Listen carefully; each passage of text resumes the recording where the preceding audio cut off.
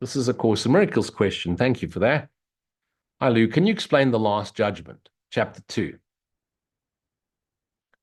section 8, verse 8? The term the Last Judgment. So what the Course says is the term the Last Judgment is frightening, not only because it has been projected onto God as if God is judging us, but also because of the association last with death.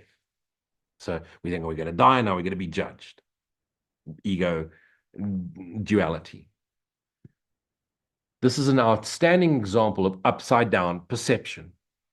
If the meaning of the Last Judgment is objectively examined, it is quite apparent that it is really the doorway to life.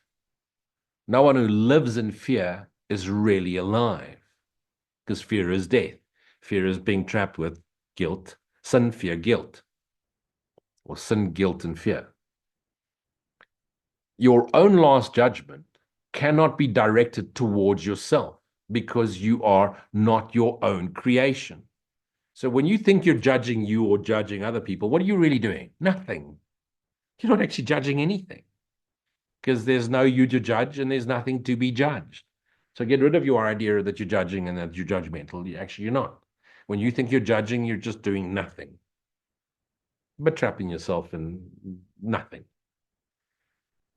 You can, however, apply it meaningfully and at any time to everything you have made and retain in your memory only what is creative and good. And that's the sifting out period. Do I need this? Is it what's it for? Is what it's good. What is it really for? If it could be useful, then it's good. And if it's of no use at all, then you let it go. No judgment. This is what your right-mindedness cannot but dictate, because you start to realize, I don't need this. I don't need it. And all the judgments you had about yourself and all the people, the persona you thought you needed to be, the title, the role you played, the status, all of that, you'd stop dropping it. And some of it was spiritual and some was worldly, but it's all, you start to drop all of those identifications.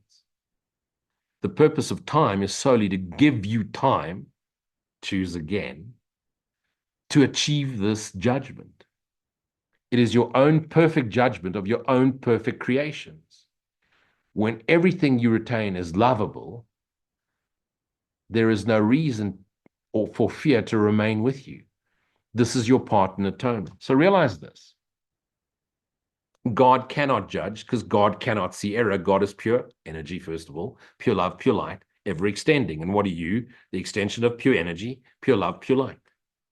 Part of you is asleep, imagining it's judging. You don't judge anything. You think you judge because you think you think. But when you stop thinking, you can't judge. You need thought perception in order to judge. Evaluate. What is a judgment? It's an evaluation, a rank ordering. Why? Based on scarcity, competition, needing special, needing to stand above, needing to stand out, needing to appease God and blame everybody else. What's the last judgment? You are guiltless. Son of mine fell asleep in my kingdom as the extension of me. We're now using a story, God the Father. The Son is dreaming in his kingdom. Is God going to punish him for his dream? No, he's just a dream. He's done nothing. The last judgment is, you are my holy son, pure innocent, pure guiltless, pure extension of love. Nothing to judge. What's the last judgment? Silent stillness.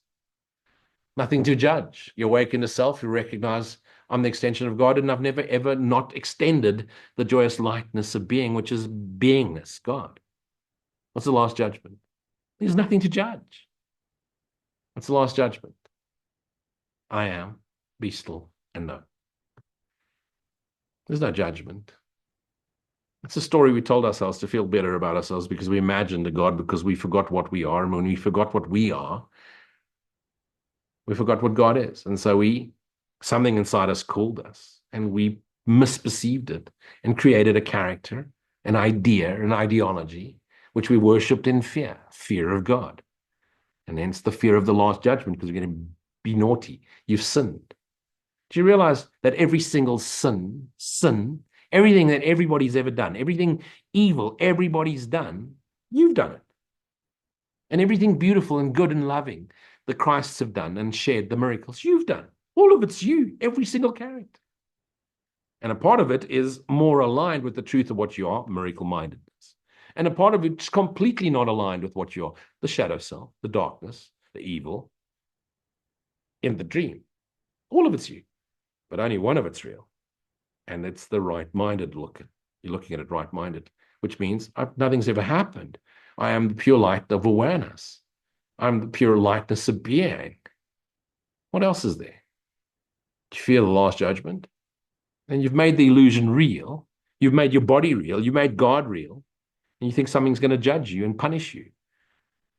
Remember, our greatest fear isn't the fear of death as this body. The greatest fear is dying, floaty, floaty, la la land, and then there's just light, and you have no idea that you've ever existed because you're just light.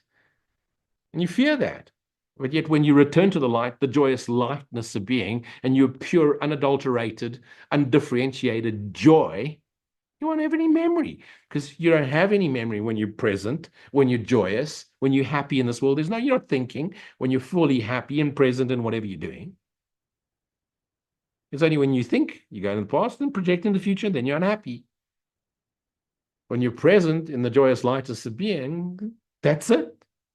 And what are you going to fear when you know you've already experienced it's why you're here? You've already had that holy instant, that glimpse into eternity, and it was beautiful. But if you're imagining it with a separated mind, this jiva, this body-mind identity, imagining God outside it, some heavenly place out there somewhere, just behind Uranus. That's where heaven is, hidden in the shadows, the light. Well, then you imagine the judgment, you're going to go, naughty boy, and you had some perverted fantasies, and you rode around naked on a motorcycle. You're going to hell. Don't pass go. Don't collect $200. Straight to jail. No, it's a dream, Holy Son of God. You started a joke with the whole crying. You started a joke, but the joke was on you.